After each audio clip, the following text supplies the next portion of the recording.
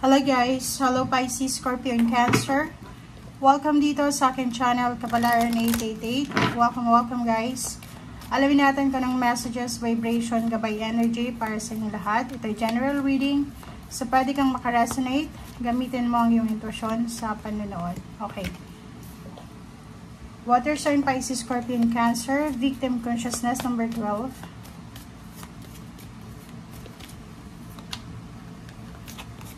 Okay, next card is rejections.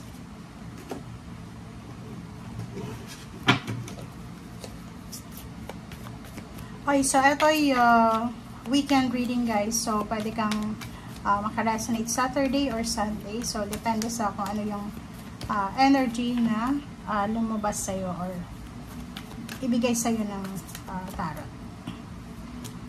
Okay. Okay, so, water sign, Pisces, Scorpio, and Cancer. Kung makikita mo dito, posibleng ikaw yan, or other person, or other individual. Pero, pwedeng ikaw ay isang biktima ng rejection sa araw na ito, or sa weekend na to. So, pwedeng Saturday, Sunday, may isang pabor ka na hinihingi. And then, siguro i-reject ka ng taong ito na hinihingan mo ng pabor. Or in the other way around, may mga tao na gustong humingi sa'yo ng tulong financial, emotional, suporta, and then i-reject mo siya kasi as of the moment, hindi mo pa kaya or may mga struggle ka din na kailangan mong i-priority or unahin. So, nakikita ko sir dito na yun ang energy mo this weekend. Intuition, mahilig ka sa sinasabi ng iyong intuition, lalo na kung may mga risky, new beginnings, decision making ka na hindi sigurado. Like, for example, yung iba sa inyo dyan, gusto nyo magsimula ng kung ano man to, yung iba mag-travel, lumipat ang bahay, lumipat ang career, anything na risky, anything na sisimulan mo na hindi ka sigurado if saan papunta ito or saan patungong journey na to. So, mag-ingat ka and gamitin mo yung intuition dito. Okay? Okay, so tingnan natin kung ano yung past energy mo. Pwedeng kahapon to na energy. Okay. 5 swords and then High Priestess. So double confirmation yung High Priestess. So ito yung past energy mo. So sinasabi ng birahan na may decision ka sa yung nakaraan na sinunod mo yung intuition mo, may sinuko ka or give up, inabandona na sitwasyon, tao, or sino man siya or ano man siya, lugar, trabaho, negosyo na based sa intuition mo and hindi ka nagkamali. So, kaya sinasabi sa'yo ng baraha dyan na makinig ka palagi sa yung intuition kasi balance yan eh. Siya yung magdidikta sa'yo kung nasa tamang direction ka or hindi. Parang ano yan eh, guide mo, okay?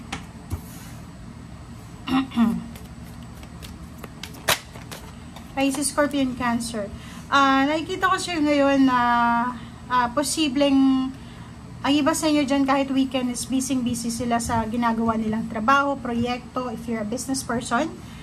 May Nine of Pentacles dito, sinasabi na ano man itong pinagkakaabalan mo sa ngayon, sa either work, business, or anything na may actions ka, may sacrifices na involved, may luha, may pagod, may puyat, may energy kang binibigay, oras, pagmamahal. Sinasabi ng barasyo dito na magdadala yan sa'yo ng positive financial result or outcome. So, lahat ng pagod na nararamdaman mo sa ngayon, paghihintay, pasensya, pagtatyaga, ibabalik yan sa'yo ng universe tenfold na positive. Okay?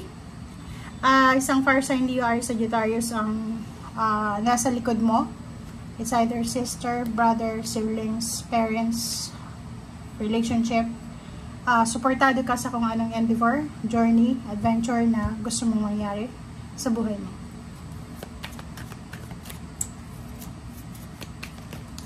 Right, so Hierophant. Wow. So, nakikita natin dito na maraming magandang balita na posibleng dumating sa'yo. Isa dito yung business partnership collaboration or pwedeng yung mga offer ng pakikipagkaibigan, Kung single ka, may gustong mag-offer sa'yo ng kasal, engagement para dun sa mga magsyota, mag-live-in partner, or sa mga long distance relationship. Nakikita ko sa inyo dito na ang dami mong mensahe, like puro chat, email, regarding sa offer ng business. Pwedeng mga chain messages siya or anything. So, comment down below if you're a single. Wow. 10 of Cups, celebration, party, emotional fulfillment, satisfaction, balance, security, and then foundation. Okay, so sinasabi dyan sa'yo na yung 9 of Swords mo, so yung parang iniyakan mo, parang may kapamilya ka, kaibigan, part or circle of friends mo, or circle ng emotional comfort mo or protection. Siguro nagkaroon kayo ng hindi magandang pagkakunawaan, like mayroon kayong mga misunderstanding, and posibleng sa weekend na to magkaroon kayo ng chance para mag-usap, makapag renew ng inyong relationship, mapa-friendship man yan, intimate, or partnership sa business or anything. So, kung sino man siya na involved sa'yo, sinasabi dyan na kailangan mo ng sobrang pasensya. Okay?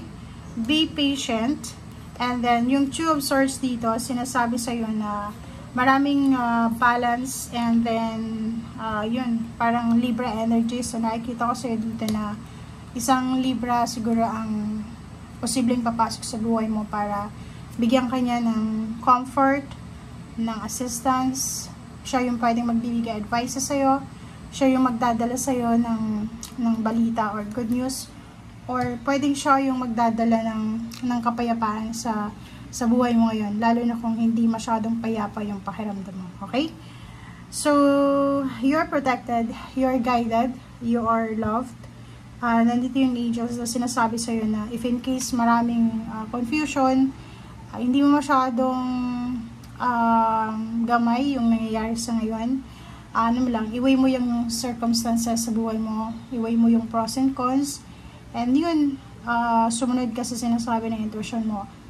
Hindi kayo papahamak ng intuition. Okay? And sa ilalim niya is 10 of Swords. So yun, may reconciliation, merong forgiveness, apology accepted, a renewal of contract, renewal of relationship. Pwedeng may mga, since meron 10 of Cups dito, pwedeng may renewal of vows ng mag-asawa, may housewarming, house blessing, may reunion, na incoming siya. Hindi ito mismo sa weekend na to. And meron din ditong pwedeng celebration na involve yung mga bata. It's like Halloween or birthday parties. Thank you guys, and see you again. Bye!